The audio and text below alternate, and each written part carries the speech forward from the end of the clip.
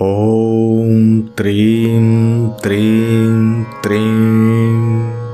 मेज पर रखी आधी खोपड़ी या यूं कहूं कि कपाल से भाप निकल रही थी और नीचे से ऊपर तक काली वेशभूषा में महाराज उस कपाल से चुस्की ले रहे थे।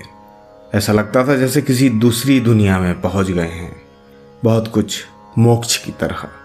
आंखें आश्चर्य से फटी रह जाती हैं और वहीं पर ध्यानमग्न लंदन की एक महिला भी इस रहस्य को समझने आई है। लाल तिलक लगाए गोरी चिट्टी उस मैम पर काला लबादा खूब जम रहा है। आसपास काला चोंगा पहने कुछ और चेहरे नजर आते हैं और वहीं पर विराजमान है तांत्रिकों की इष्ट देवी। इसमें तनिक भी संदेह नहीं कि यह तंत्र साधना का संसार है, जिसके नाम से तांत्रिक, कपाल क्रिया और बहुत कुछ आंखों के सामने से घूमने लगता है। तो स्वागत है आपका हमारे चैनल पर। मैं आप सबके लिए इसी तरह की जानकारी लाता रहता हूं और अगर आपको हमारा कंटेंट पसंद आता है तो हमारे चैनल को लाइक, शेयर और सब्सक्राइब करें। और आप सबके लिए एक ज़रूरी सूचना, इस तरह की साधना अत्यंत गंभीर और व्यक्तिगत होती है। इसे बिना किसी योग्य गुरु के निर्देशन के कभी भी नहीं करना चाहिए। यह वीडियो केवल आप सबकी जानकारी के उद्देश्य से बनाया गया है।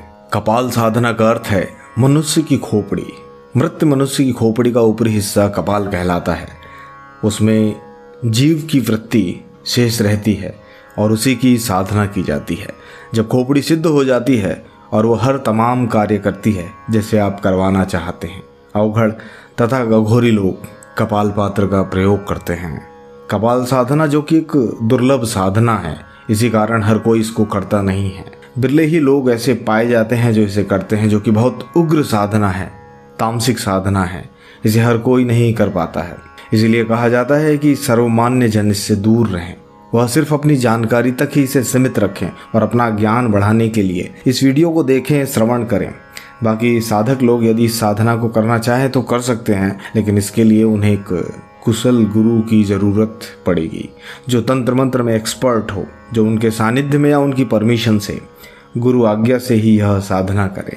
वरना आ बैल मुझे मार वाली कहावत होगी और यह मौत को गले लगाने के बराबर है। लेकिन एक सवाल आप सबके मन में आता है कि शमशान में ही इसकी साधना क्यों होती है, इसे शमशान में ही क्यों किया जाता है। कापालिक महाकाल का मानना है कि इस दुनिया में शमशान से पवित्र कोई स्थान ही नहीं है। वहाँ न छल है न कपट है, पूर्ण शांति है, जहाँ पहुँचकर मनुष्य को कुछ देर के लिए ही सही यह एहसास होता है कि यही सत्य है, यही अंत है। और उसके बाद भी यदि आप चाहें तो वृक्ष के नीचे शांत निर्जन वन में इसकी साधना कर सकते हैं। और यही एकांत इस साधना के लिए उपयुक्त होता है। रात भर वहीं रहना पड़ता है। कई बार साधना 3 से 6 माह तक का समय लेती है, अतः धैर्य रखना चाहिए। तंत्र की साधना हमेशा रात में की जाती है। कपाल साधना मरघट साधना जैसी ही उग्र और भयानक साधना है, चाहे आसन के नीचे कपाल हो अथवा साधक के सामने। जब काली रातों में कपाल आपस में टकराते हैं, हुंकारते हैं, तो भय इतना डरावना होता है और यह स्वाभाविक भी होता है। कपाल साधक का सामर्थ्य इतना होता है कि छोटे मोटे राज्य की पूरी सत्ता पलटवा सकता है, धन के तहखाने खुलवा सकता है, भूमिगत धन मंगवा सकता है, नगर के नगर उजाड़ सकता है।